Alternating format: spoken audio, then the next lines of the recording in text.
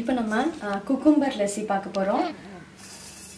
அதுக்கு வந்து குக்கும்பரை நல்லா எவ்வளோ நைஸாக திருவ முடியுமோ இந்த மாதிரி திருவி எடுத்து வச்சுருக்கேன். தயிர் 1 கப்பு, சர்க்கரை, கொஞ்சம் கொத்தமல்லி, இது ஜீரா பவுடர், தேவையான அளவுக்கு உப்பு, கொஞ்சம் ஒயிட் பெப்பர் பவுடர். இது எப்படி பண்ணுறதுன்னு பார்க்கலாம். இப்போ நம்ம சர்க்கரையும் தயிரையும் நல்லா பீட் பண்ணிக்கலாம். மிக்சியில் இல்லை விஸ்க் வச்சு நீங்கள் பண்ணிக்கலாம்.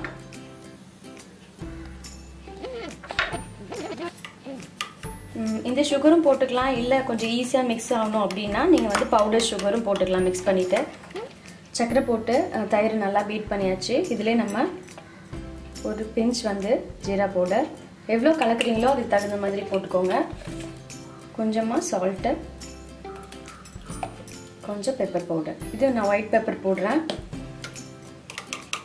இது எல்லாத்தையும் நல்லா ஒன்றா மிக்ஸ் பண்ணிடலாம். இப்போ நம்ம தயிரில் எல்லாத்தையுமே சேர்த்து நல்லா கலந்தாச்சு. இப்போ நம்ம சர்வ் பண்ணுற கிளாஸில் நம்ம துருவி வச்ச வெள்ளரிக்காயை போட்டுடலாம். அதில் அதுக்கப்புறம் நம்ம நல்லா மிக்ஸ் பண்ணி வச்ச தயிரையும் அதில் சேர்த்துடலாம்.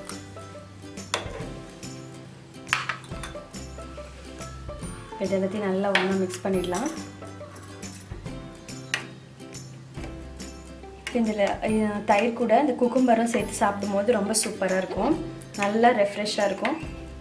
குக்கும்பர் லஸ்ஸி ரெடி ஆயிடுச்சு.